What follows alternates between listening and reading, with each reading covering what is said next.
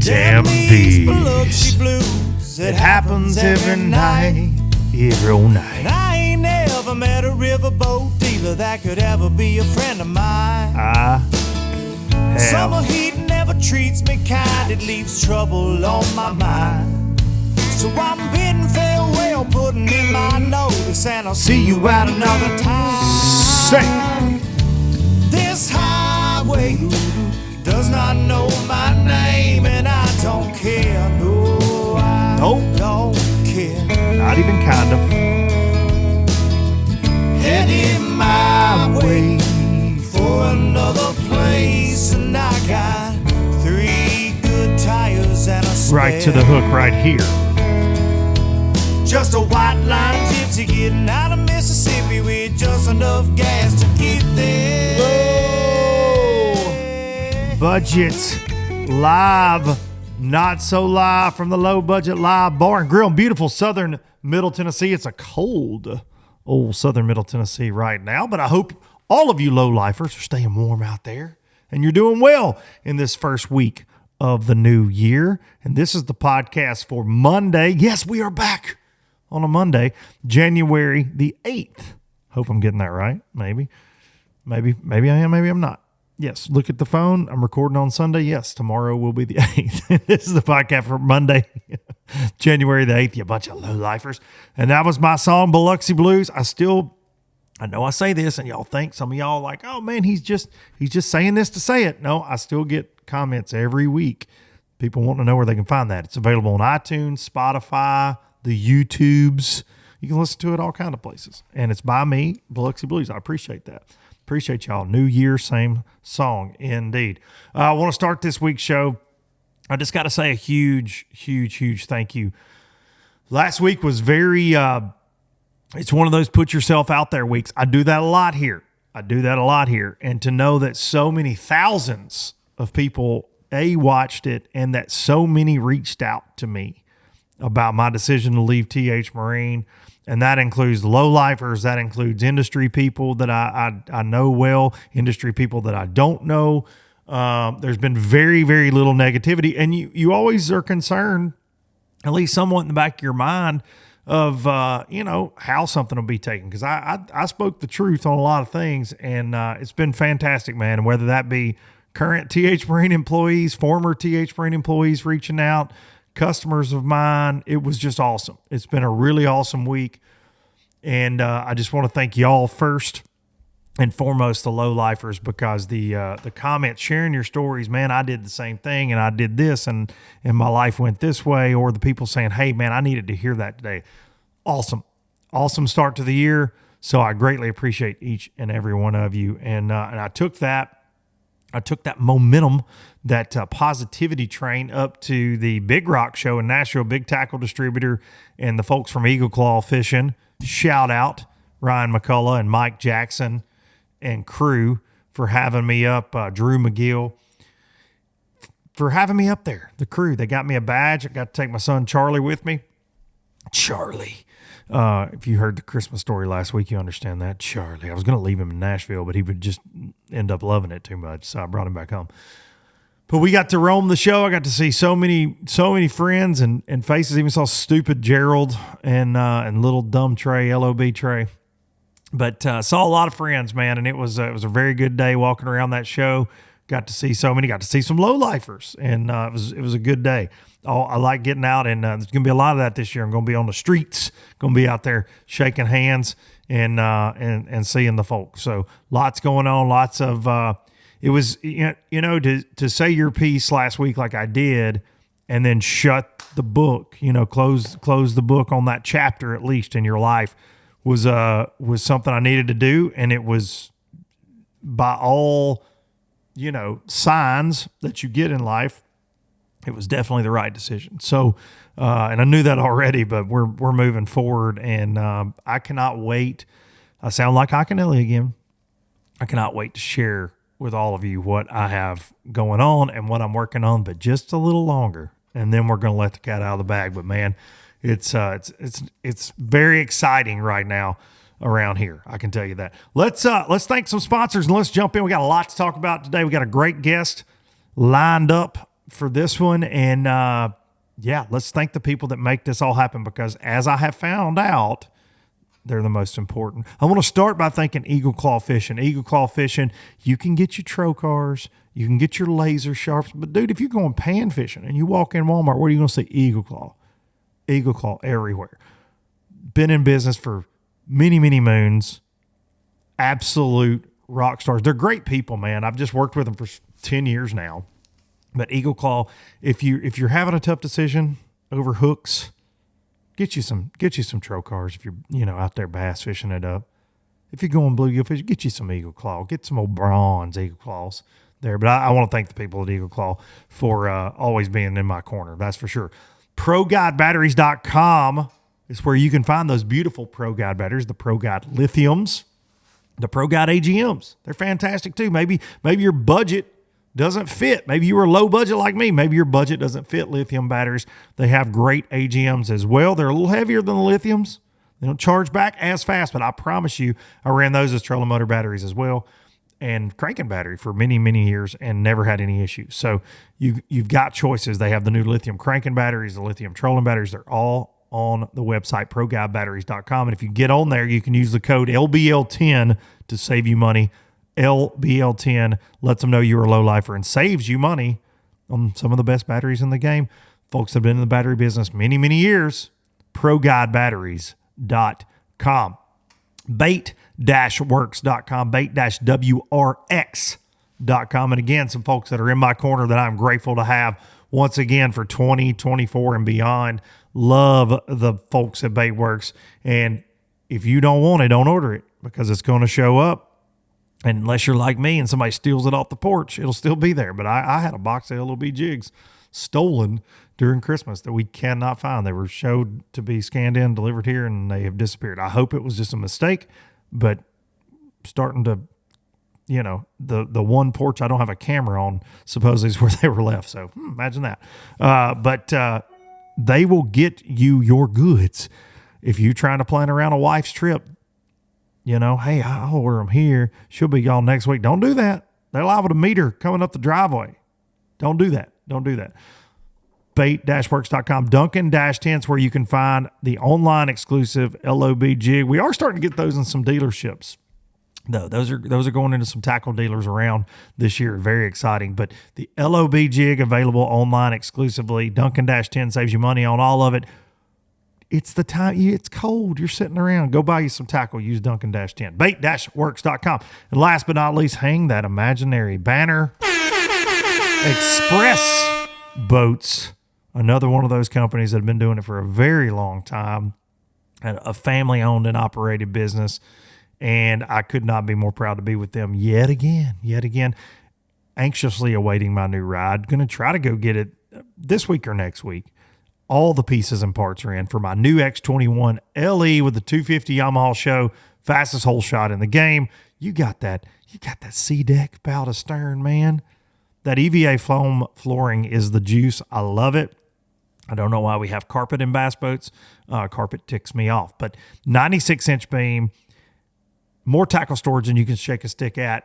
Stable platform. Aluminum gets a knock for not being stable. I'll assure you that 21 is not that way. I fished 3 people in it a ton. I fished 4 people in it a lot at times. But absolute stable fishing platform. No issues, man. No issues. My favorite boat I've ever ran. It's an honor to get to do so. And I appreciate the folks from Express thinking enough of me to keep on supporting me through the years. You can go check them out, expressboats.com. You can find a dealer there. Go check one out. Get out to the boat shows, people. Get out to the boat shows. Maybe you're in the market for a boat, but a $100,000 fiberglass boat ain't in the budget. Go check out an Express aluminum boat. I promise you, you're not going to sacrifice anything. They got the X19, X21, H17, so many different models. Go check them out, Express Boats. Building excitement since 1966. All right. Like a newscaster. Lots to talk about, lots going on. Some positive, some negative, some meh. It's fishing. It's the pro fishing world. It's what I talk about on here more than I don't. And so last week, I in my overall, and it's just funny, the timing of things, but and I'd like to think I have something to do with some of this. And I know I do on one part of what we're fixing to talk about. It's that people do try to control the narrative. And that was my whole spiel with corporate America, the corporate, at least in my experience, and so many others that commented. But then I kind of, we segued that into MLF, and that there was a rumor that an angler had been fined out there for speaking his mind, mainly on this show. Okay, so this show has its first $10,000 fine, it would appear. So I received an email from someone within the Major League Fishing organization. And so now, and look, the way it was described to me is this hasn't been the case, that they've been this transparent before in regards to penalties. But hold on, I just want to read this. Per our agreement and this was sent to the anglers. Per our agreement with the MLF Angler Association to disclose all disqualifications, penalties, and or fines to the Bass Pro Tour field, please be aware that a fine of $10,000 was issued to James Watson. It should have said LBL. That would have been hilarious. This fine is a result of disparaging comments he made in violation of 3E, the Rule 3 standards in all caps, in the 2023 and 2024 Major League Fishing Angler and League Participation Agreement. So it's in a contract and specified as a remedy in Section 3F damages. Specifically, these sections state. So Watson was, he got on here and he turned loose, and he turned loose on a couple other things, but he turned loose here first, and then this was the result. And I said last week, this is definitely going to try to send a message to the folks that are paying customers. So standards, here's the rule. MLF may, at its option, terminate this agreement upon 30 days written notice or suspend the agreement with no prior notice. It's in MLF's sole discretion during the term.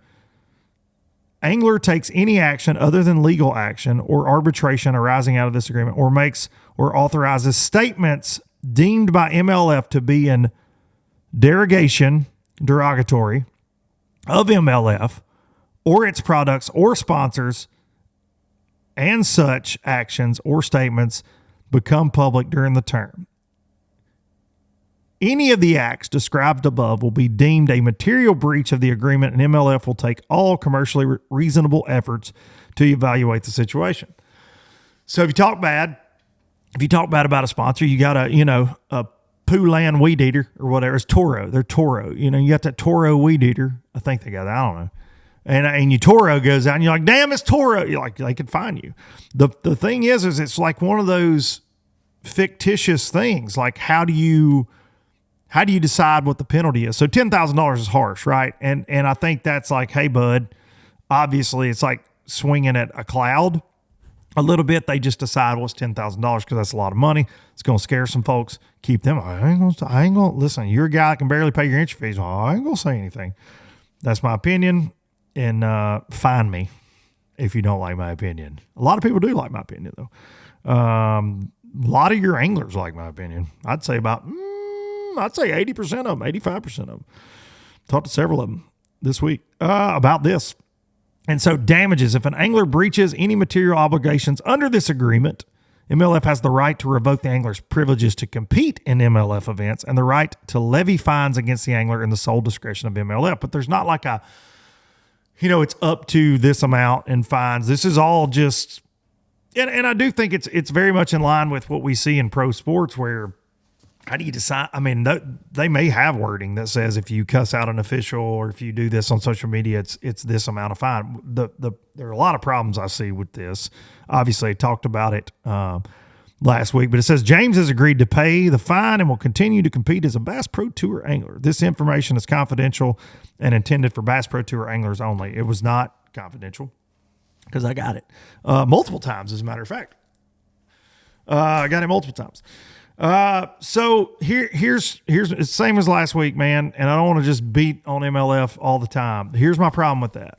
If I'm a paying customer, again, I got it right. I can say what I want to say. If I think Boyd Duckett sucks, and that's what Watson said, if I think Boyd Duckett shouldn't compete, I can say that. If I think that entry fees going up sucks. I can say that.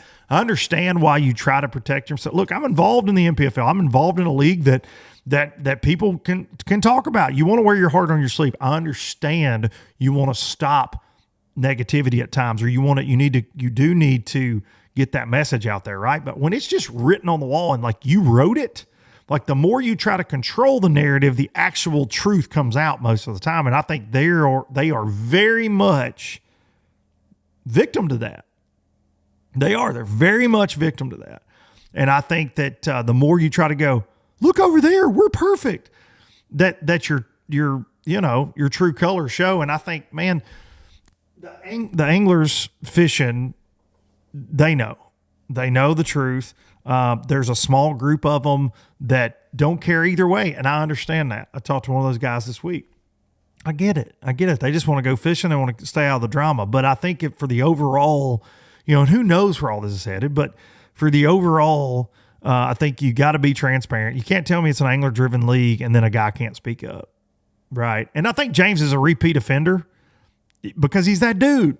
He's going to tell you what he thinks all the time. He's not just going to lock in step and say, yeah, I'm okay with you changing all this every 5 minutes, or you doing this or you doing that. He's going to speak up. It's James. But in my opinion, what this was meant to do is for the guys that aren't like James, because James can afford it. It's a big check, but James is a successful guy. But I think what this is meant to do is very much keep everybody else on their toes.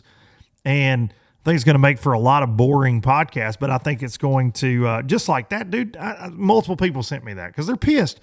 They want an outlet to be able to express themselves, and now they can't, or they feel like they can on their own social media. And it's like I talked last week, they had a BFL tournament director that was very much making disparaging comments publicly on their Facebook. That's one of their employees about all the changes. He can do that, but anglers can't speak up that they're the actual customers and your product that you're selling are the anglers. So I don't know. It's and another thing that I'm hearing, and I think this is what pissed guys off this week, is through all of because there's been a lot of gray area stuff that's happened, right? There's been failed polys, the rumors out there. A lot of fans know about that because guys talk. There have been things like that. There have been rule infractions. There have been just, Boyd's fishing in off limits. Well, he gets a slap on the wrist. There's been so many things.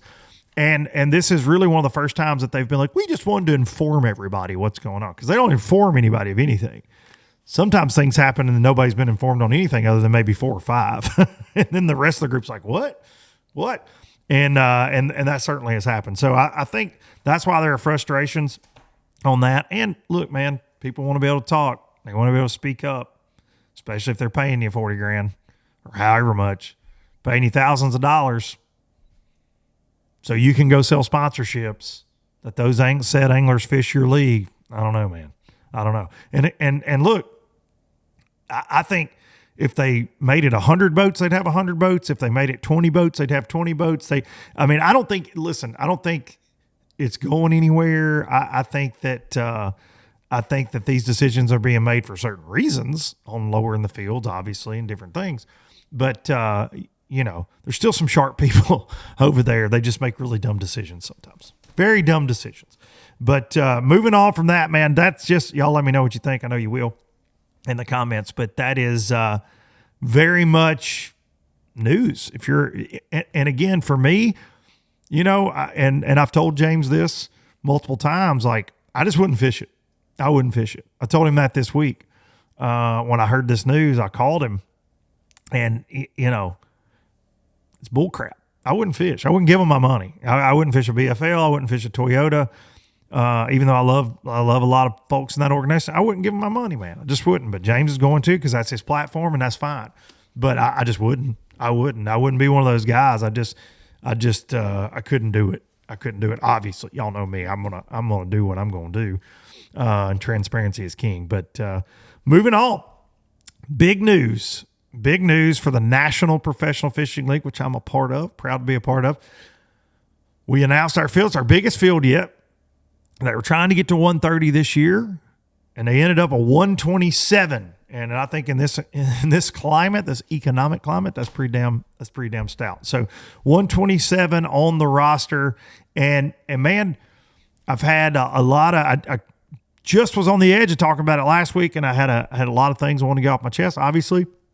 And they had not made the official announcement. So here we go. And I know this has been talked about several times by folks, but something on the story that was on the NPFL website that really rung out to me in the headline was a blend of fishing legends, seasoned pros, and enthusiastic rookies. And man, if there's ever been a more perfect headline, I haven't read it. And that's very true because, dude, we got legends. We got legends. You got Tommy freaking Biffle, dude. David Fritz, come on. David Fritz. Daryl Robertson. What? These guys, Forest Wood Cups, Bassmaster Classics, Bassmaster Elite Series wins, just FLW Tour wins, freaking stone cold. And Daryl fished with us last year, but the addition this year, Biffle and Fritz, unbelievable, man. And for me, a little bit getting to commentate, I got to pinch myself. I do every day when I wake up anyways, but got to pinch myself. Those are my dudes from my childhood. Those are my childhood fishing heroes. So to know that they're involved in this organization this year, holy crap, dude. Holy crap. But let's get into some of these seasoned pros that are joining us this year for the first time. Drew Cook, Bassmaster Elite Series Pro. Of course, you got Patrick Walters coming back. This is his third year in the league. He's a damn veteran league pro now. But Walters will be coming back. Joseph Webster, Bassmaster Elite Series Pro, former FLW Tour Pro, an absolute stone cold fish catcher is joining us.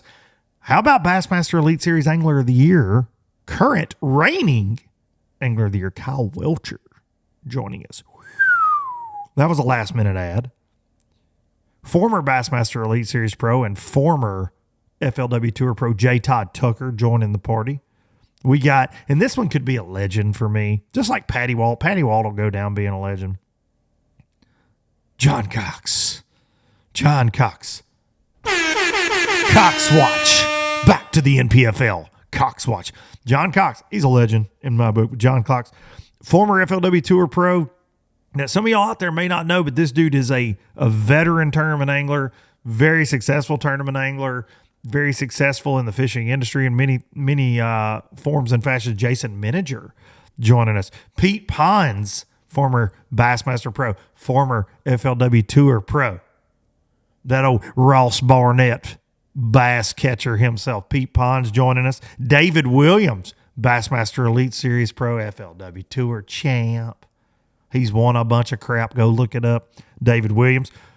This guy's caught a few in the FLW Tour and the Bassmaster Elite Series. How about Buddy Gross? Joining the party? How about Jay Willie? Jason Williamson, Bassmaster Elite Series champ, coming back this year. He set out last year. He fished year 2, him and his brother Dustin. They're back. They're both back this year. And and I'm probably leaving somebody out, but rounding out some of these new names that I know, very familiar with. Scott Wiley, FLW Tour Pro, fishes Bassmaster Opens, fantastic angler. Wiley's joining us. And man, these guys are going to join the likes of the young guns like a Will Harkins and a Hayden Hammond that we've got. We got a new young gun, Brock Bila, Big Brock, going to come in there from Missouri. Really anxious to see how these new names, whether they're names we know or the names we don't know, because what I've learned in the NPFL in 3 years is just because we don't know a guy don't mean they're not stone cold, because I'm going to run you through some names that, the Todd Goads of the world. Timmy Reams, one of the best fishermen I've ever covered, ever been around. Gary Atkins, Mike Corbishley, Trent Palmer, Jesse Wise, Kevin Martins. Jesse Millsap's coming back this year. Fished the first couple seasons with. He's back. Hunter Bogman, Barron Adams, Matt Massey's, Matt Mollahans. We've got so many guys. Buck Mallory, former NPFL champ, coming back this year. Fished the Opens last year. He's coming back. We've got it's a stout freaking list of fish catchers, man. And I'm leaving some guys out that have fished all 3 years in the league. We got a lot of new faces, but we're going to learn a lot. And I think the competition, the field was small last year at 76, and it was the most competitive I'd seen it in 3 years, in my opinion. This year's going to be stupid, man. It's going to be stupid. We tee it up here in about 3 weeks. Logan Martin Lake, really first week of February. And other than I think most of these guys, there might be one or two that can't make that first one because of a conflict, but most are fishing all 6. It's going to be a wild year, man. It's going to be a wild year, but we tee it up there first week of February. And we're going to talk to a guy. Oh, somebody almost forgot.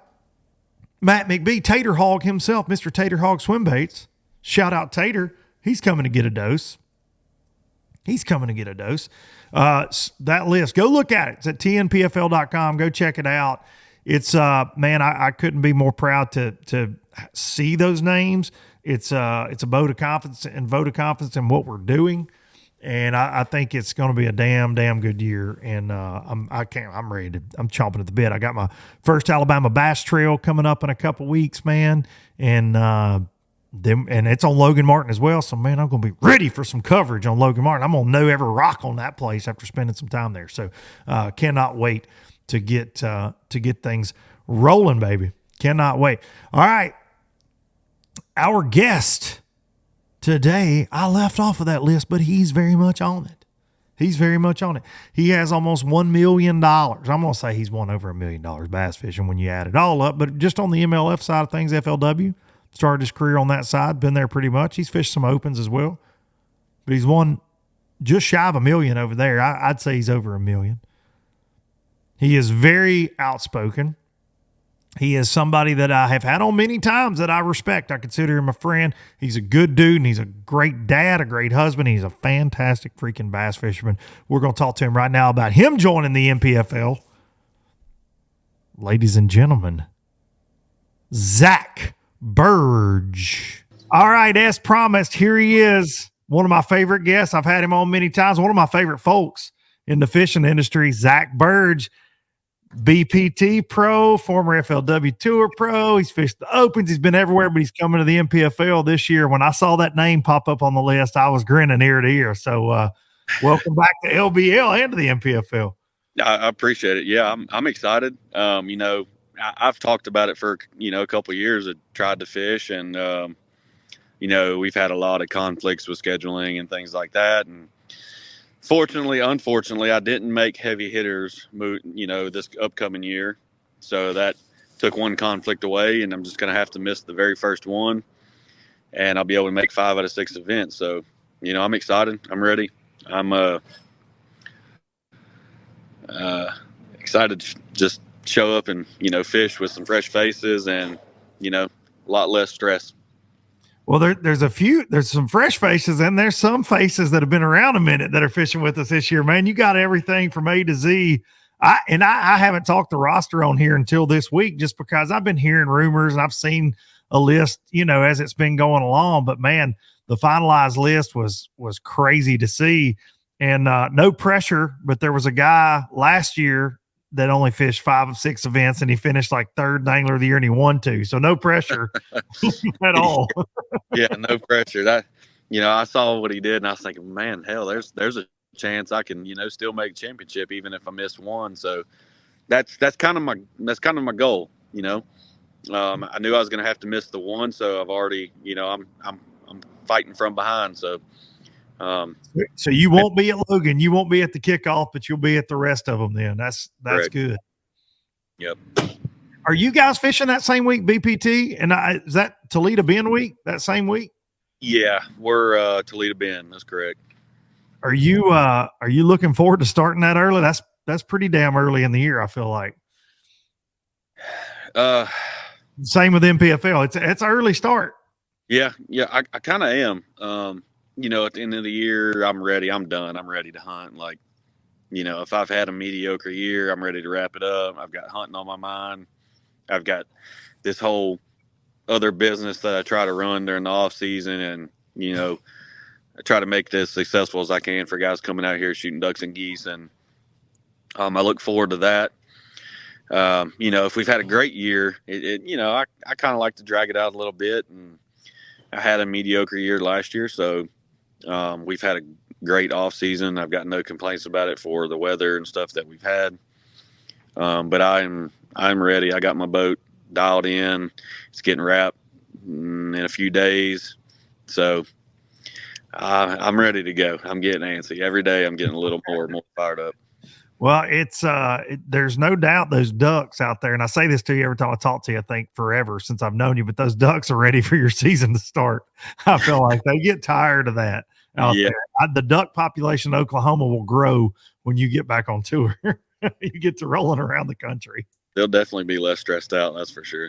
Man, have y'all had a good duck season? You know, I hear mixed this year, and I know I got a lot of duck hunters that watch this show, listen to the show, but man, it seems like it's been, depending on who you talk to, the weather's so crazy, man. And we don't even have ice up north yet in a lot of pockets of the country. It's crazy, this weather. It's been really good for the lack of weather we've had. We've had no weather, obviously, when Canada and the Dakotas and, all the Midwest stays open with no snow cover and mild temps all year. The ducks, they're not going to fly any further than they have to. And when that happens, that just means we've got fewer and fewer birds to chase. The ones that are here are stale. But we put in a ton of time and effort throughout the summer and work and putting water in places that didn't have water and food in places that didn't have food. So the birds that have been around have worked really good. We've shot a good bit. All of our clients have been extremely happy. So that's the goal. They leave happy. We're happy. They rebook for next year, and we continue to do business. That's awesome, man. And I love that. I see everything you got going on all the time. You're one of my favorite follows on social media.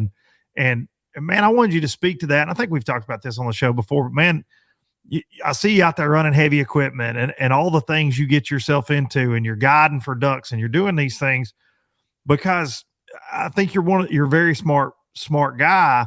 But so many fishermen we've seen it this off season, people complain, and there's almost an entitlement, right? Like we do see that. Hey man, I'm a pro. I should be getting more, but you bust your ass on the water, but you do a lot off the water as well to keep your family fed. Yeah, no, you're not really entitled to anything unless you bust your ass for it, right? So that's what we do here for our clients that come to hunt. We work as much as we can when I'm actually fishing. We schedule weekends to show up to work and get things done. When it's fishing season, when I'm at an event, I do everything I can there to do as good as possible and do my job both on and off the water. And then we've got a dirt business here that I'm running skid steers, excavators, things like that in amongst that. So there's literally no days off. Like I would get more rest if I had a normal 8 to 5, 5 days at a big job. I'd probably feel crazy because I wouldn't know what to do with myself. Listen, you know me. I'm the same way. Like I wouldn't know what to do if I just clocked in and out and that was it. There was nothing after that. I don't know what I would do. Yeah, I'm daylight till dark about every day. I'm doing something that's productive, whether it's for hunting stuff or trying to get ready for fishing or for the dirt business or something. I don't even know what a day off is. I don't either, man.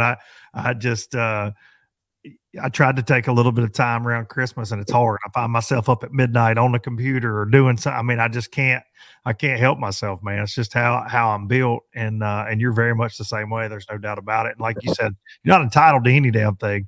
You bust your ass and things will happen. That's right. For sure. And dude, what you do is very expensive on the fishing side. I ran into, this week, I ran into an angler here at my buddy's wrap shop, Fishes BPT with you. And he was telling me that last year it cost him $100,000. He was getting his taxes ready, and he said it cost him 100. And he's a very successful one of your. I'm not trying to tell his business. I won't say his name, but he wasn't complaining. But he said, "Man, I'm getting my tax stuff together right now." He said it cost me $100,000 to be a pro fisherman last year. That's crazy. That's insane, dude. That's insane. Yeah, that's an astronomical amount for just to fish. But I can see it. Well, yeah. I mean, you take entry fees and expenses, you know what I mean? Travel expenses. But he said it was right at 100 grand. Of course, gas has been a lot higher the last couple of years. He said, that's inched up, almost, I think he said 7 or 8 grand higher than it was in 2022. So he's like, man, that was astonishing to see. But just lodging had gone up and the food when you're on the road with inflation, man. But that was an astonishing number. My buddy that runs a wrap shop was like, his eyes just kept getting bigger and bigger and bigger and bigger. He's like, holy shit, but that's the reality of it, man. If it's pay to play, still, unfortunately, and has been for a very long time, but the expenses part will always be the expenses, but entry fees and everything obviously eat up a big chunk of that. Yeah, they do. I mean, our entry fees aren't getting cheaper by any means each year, and everything else is getting higher. Everything adds up. Our expenses each year are more and more and more, and we're really not making anything more. So it's hard. It's tough because what I absolutely hate is having to tell the younger guys starting to fish, like, it's hard. It's not easy, and if you don't have a pristine setup where you've just got unlimited funds or something like that, you're very fortunate in that case. It's not easy. It's not something that's just going to say, yeah, I can do it. I'm going to do it. You got to have the work ethic and drive to make sure you're on top of everything and can compete at every level and make some money in tournaments, but also, sell yourself to people that'll pay you a little bit so you can actually keep. It hurts me to tell them that but I don't want to lie to them and say, yeah, it's easy. You can do it. It's really not. It's really hard. But yes, you can by any means do it. It's tough. I hate having to tell people that, you know what I mean? Well, but I think the realities to everything in life, and it's a dream living, right? Like it's a dream lifestyle to a certain extent, but anything that's a dream like that, and to be front and center, at the highest level of bass fishing, obviously, just like any other sport, there's going to be sacrifice, and it's not going to be easy. But I think that we have done a disservice, though, like you're saying, trying to say, hey man, all you got to do is get to this level. You get there, buddy. Hey, here come the gold bars. They're going to back a truck up to your front door and unload damn rods and reels and boats. It's my favorite Watson thing is it's all free. That's my favorite Watson. It's all free. Look at this. It's free. Look, it's free. I love that because that is definitely the misconception. And it still is. No matter how many times we say it, it's definitely the misconception. But if you love it enough, and you're going to work hard enough and you're obsessed with being a professional bass fisherman, you can certainly do it. Sure. Absolutely. And I'm not trying to discourage anybody. And with outlets like the NPFL, there are lots of options, man. You don't have to, there are so many options out there. You don't have to pick one or the other. What was the decision for you though? Because man, a full slate on the BPT and just focusing on that, that's difficult enough, right? Fishing against some of the greatest guys to ever pick up a rod and reel. Is it to get more swings in it in a season? Is it to have a chance to obviously, try to make some more money, the payout, paying 100 grand, they got a championship, entry fee free championship. We have the live coverage. Fat Cat screws it up all the time. I'm pretty good at it, but he's terrible. But I mean, is it where your sponsors like, yeah, man, that's 5 more chances for exposure? Is that kind of where you're going with it? Or where does that decision come from? Because obviously entry fees exist there and it's expensive. They do. It is. It's another added cost to me to begin with. Honestly, I didn't go to anybody and say, hey, I'm adding the NPFL events to my schedule. It was something that I personally wanted to do. I didn't care whether they were going to do more or do less because of it. I simply wanted to fish more events, and I was really keyed in on the NPFL events to fish. I have been for a couple of years, and it finally worked out to where I could do them. I talked to Brad several times about it, and I really like where his head's at with it. I really like, the mindset and everything that you guys have. It's a very good fit for a place that I feel like I should be at if I can be there. So when the schedule allowed me to, I was really excited to be able to do it. So I don't know that, obviously I hope that by fishing 5 out of 6 events and getting some more exposure through live and stuff with y'all there, that, I can sell myself a little more and get a little bit more out of it. But I just want to get started, get fishing, and let's, pieces fall where they do. Well, I think too you'll appreciate the fact that it's got that old FLW feel. When you and I were both first on FLW tour, that feel that we had, and even going back before you and I were there, it had a reputation for how it was, and it definitely, for me, working with those guys and then being boots on the ground at events over the last 3 seasons, it's certainly got that overall family. You don't hear a lot of BS most of the time from the anglers. There's not a lot of crap. It's one big community. I mean, obviously they're going to be button heads at times, and anglers are going to bitch and moan. I mean, I have a show where I do it every single week. Obviously that's going to happen, but man, overall, it's crazy how smooth the events run, and I'm so proud that you're going to be there, man, and everybody else that's coming and everybody else that's been there for 3 seasons. It's awesome to see. Something that I gotta ask Zack Birge, because one of the reasons I've always respected you so much is you are very much a guy that you don't have to wonder what you're thinking. Like, you're going to say it, you're going to put it out there for the world, and you're not going to hide. Like, you are very much who you are, and you're unapologetic about it no matter what. And you're a good damn dude. So I talked about it some last week when I announced I was leaving TH Marine on here, and I talked about people controlling a narrative, right? Like, you're trying to kind of, make sure that what message gets told, that it's got a little spin on it sometimes when we see it, whether it's politics, mainstream media, right? Like, I mean, we see it all the time, and these organizations and fishing are no different, right? So an angler, and I just hinted that an angler had been fined. Well, now there's been an email released this week. I got my hands on it. And James Watson was fined a significant amount of money by MLF for breaking a rule where you can't really speak up. As a guy that definitely is not afraid to speak up, what are your thoughts on? I mean, they shared it with all the anglers. I'm assuming you got it. And transparent, is that transparency, or is that kind of a threat to say, hey, don't get too carried away on what you think about us, or giving your opinion out there? What are your thoughts on that without getting fined? Of course, I don't want you to get fined. Yeah. I don't want to get fined either. But I personally don't really agree with it. I don't think it was right. I don't think them finding him is the right thing to do.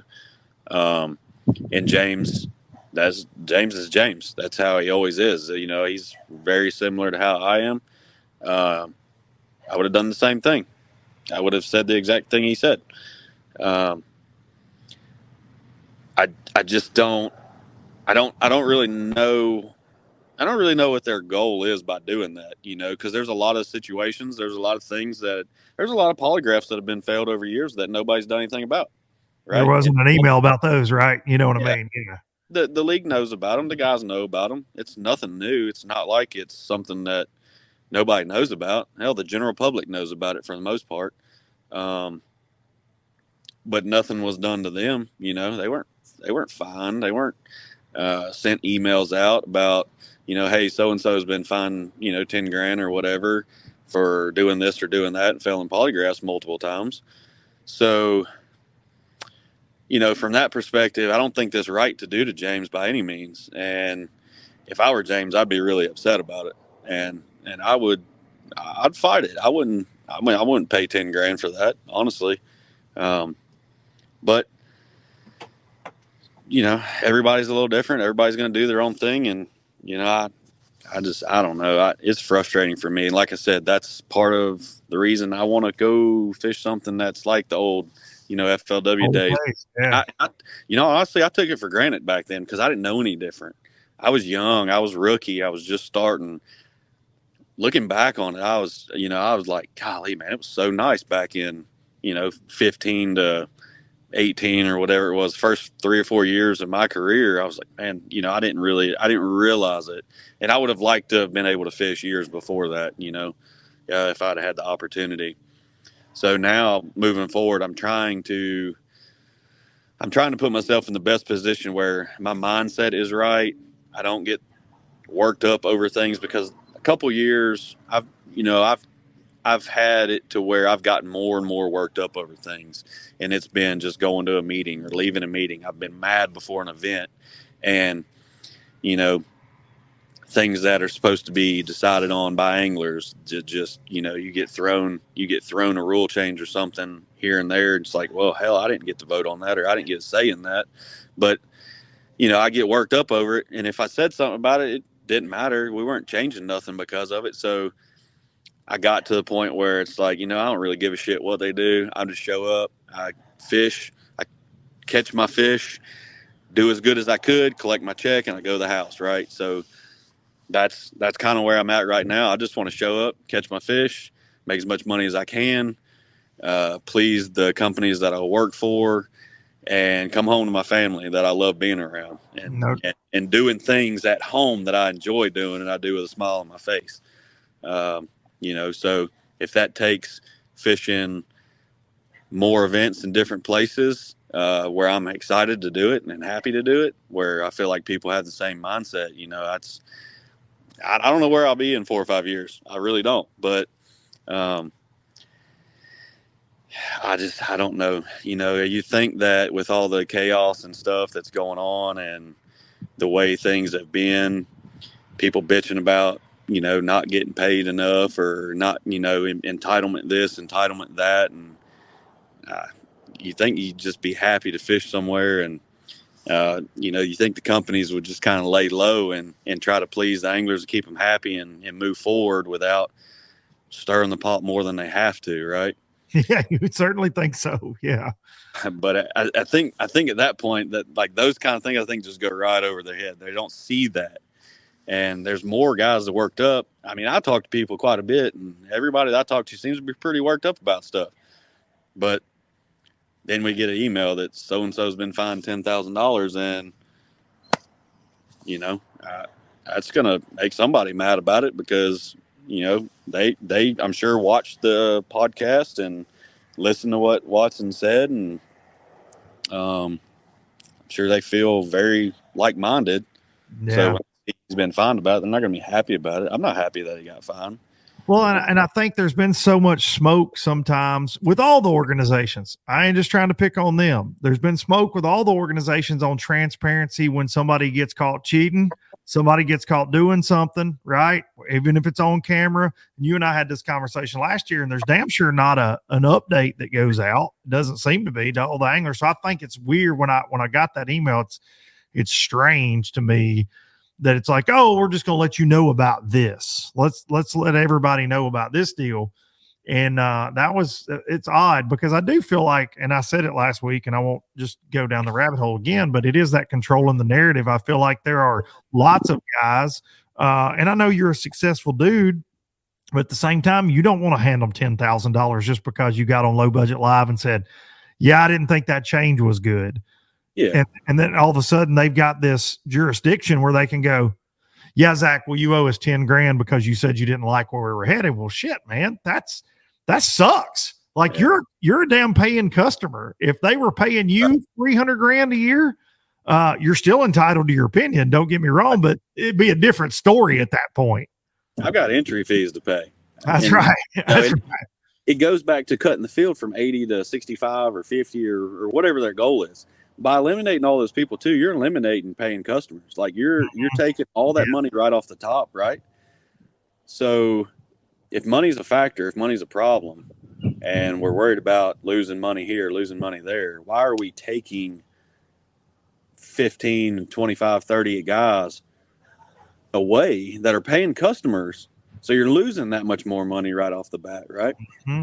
Yeah, no doubt. And those are guys that would be there too, right? Like, if you let them fish, if they're in there, if they requalify through the parameters, you could have an 80-person field. They could have a 100-person field. 100%. We know that. Yeah, I mean, they could have 150. I mean, it's the with the payout, with the coverage and everything. I mean, it's a good platform for anglers. So they would have as many folks as they want to have. Right. And I've heard coverage was a factor in that, not being able to cover all 80 guys, but you don't cover more than about 10 every day anyways, right? So It's tough. you Yeah. take a random pick on your start of the tournament, you cover those guys, and based on how day one goes, that's who you pretty much cover the rest of the event. Why is 65 different than 80 or 50 different than 80?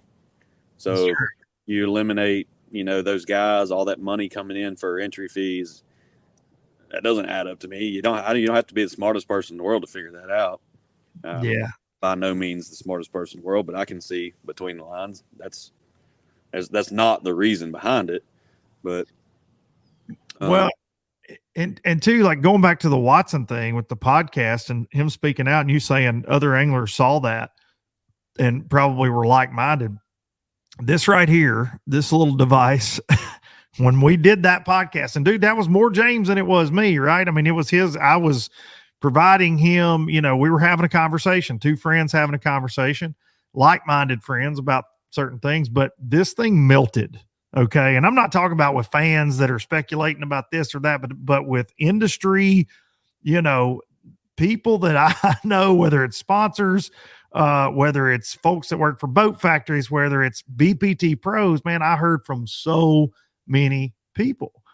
And there were very, very few of them that were like, Watson shouldn't have came on there and said that. I disagree. It was very much in support of James. And I think James got the same from most people he talked to as well.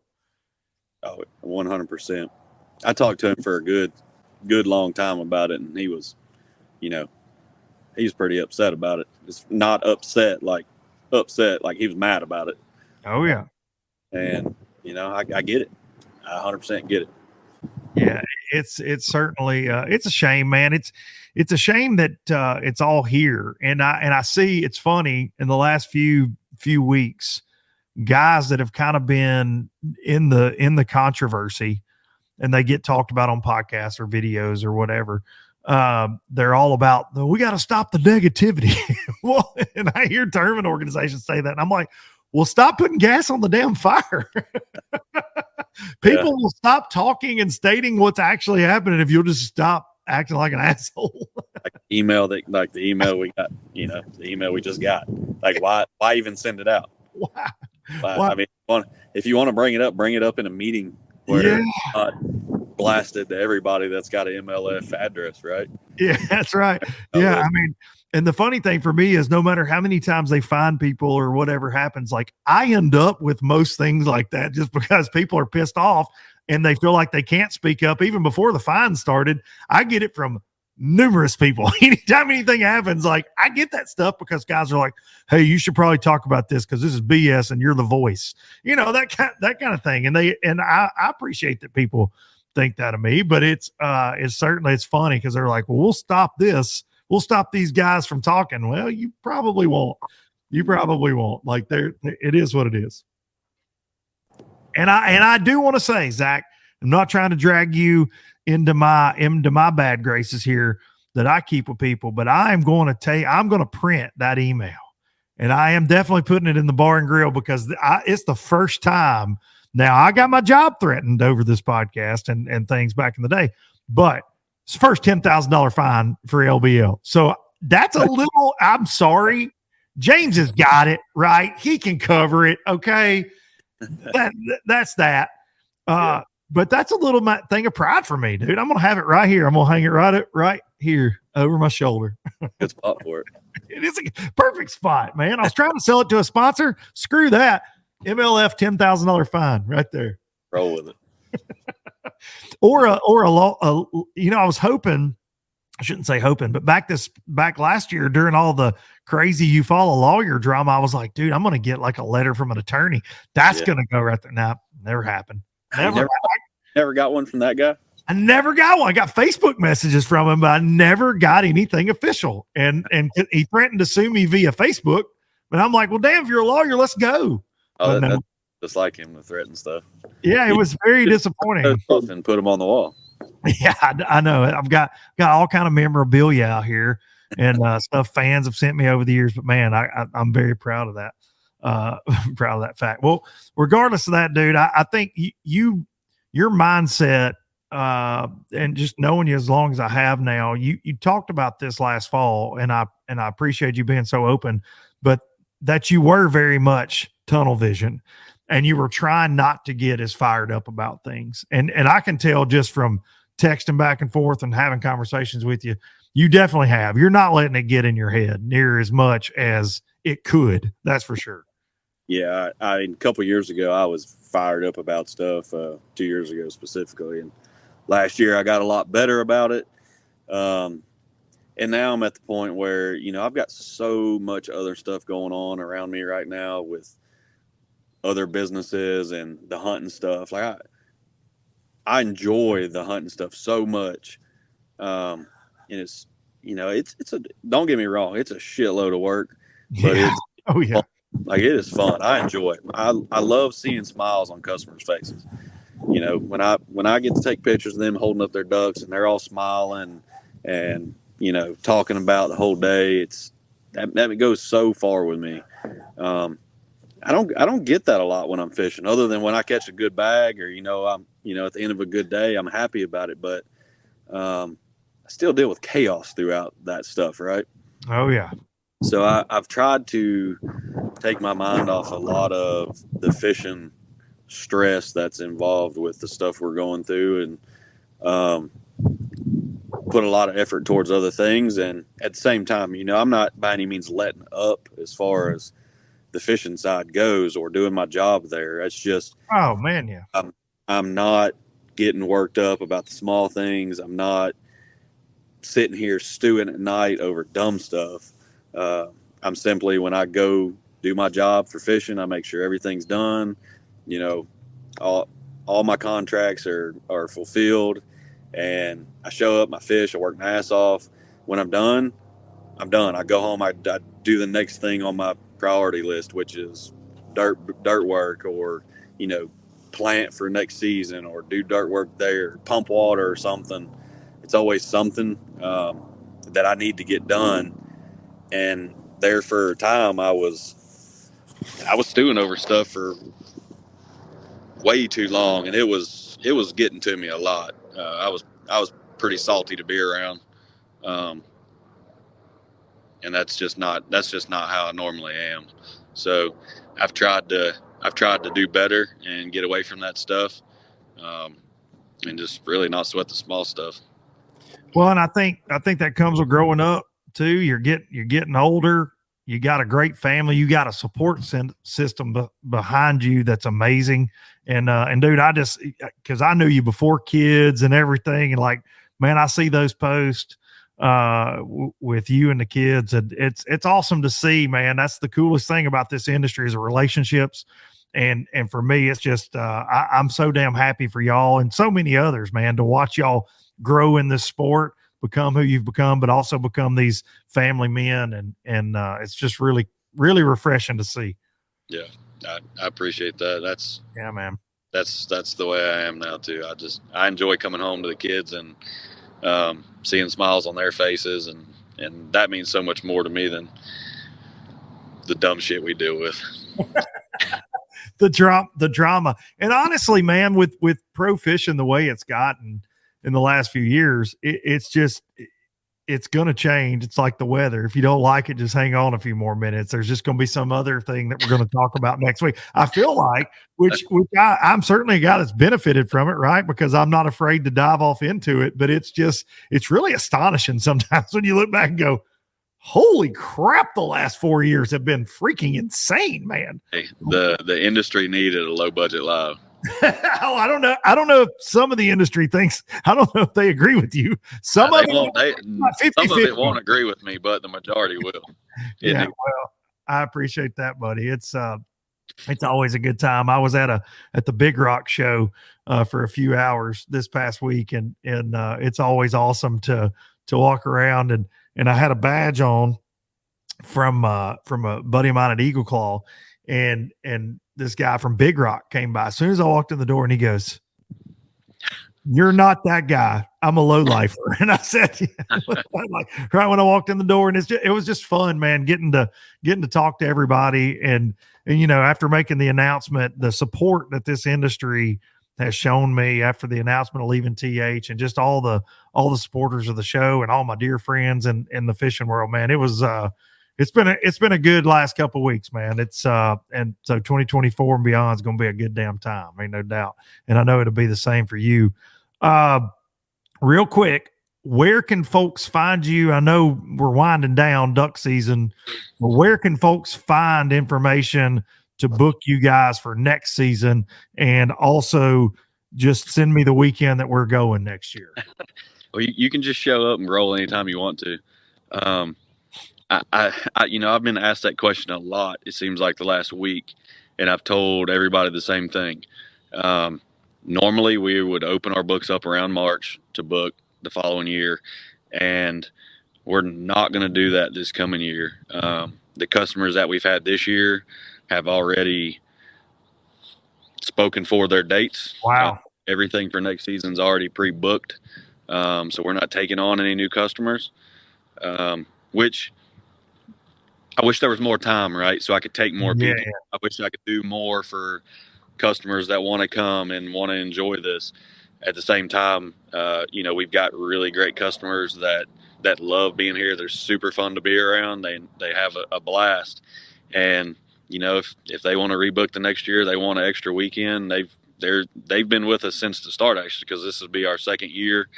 And the guys that are hunting with us this year, most of them have hunted last year, and they've already pre-booked next year. That's awesome, man. That means you're doing something right. I'm really happy about that. It means a lot to me and all the rest of the guys that are in this with me to see that. So that means we're doing something right.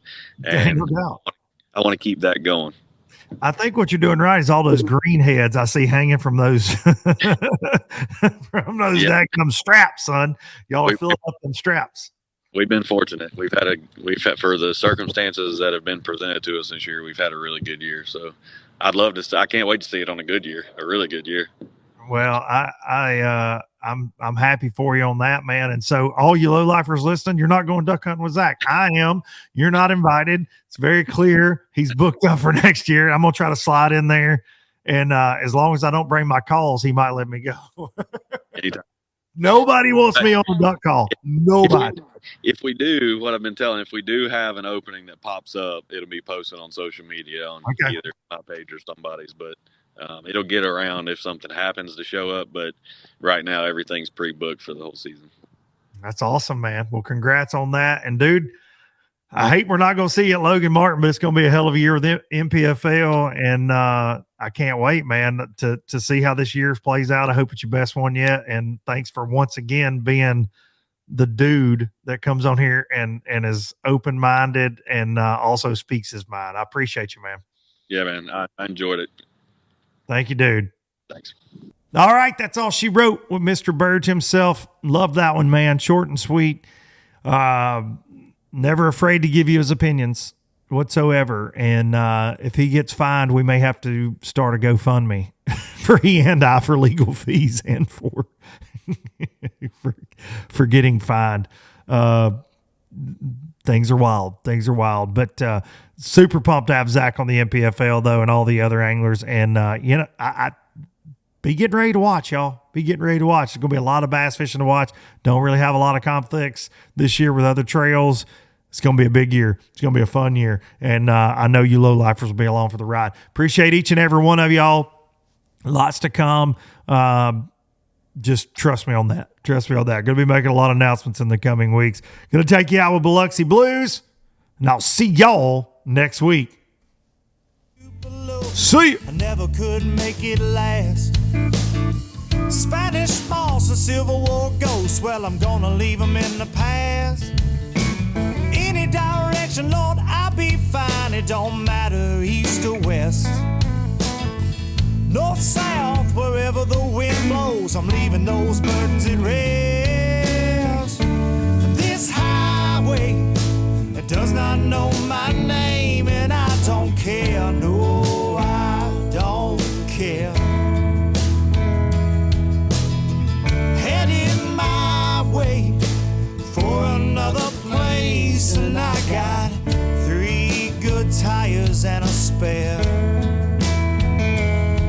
Just a white line gypsy Gypsy getting out of Mississippi with just enough gas to get there.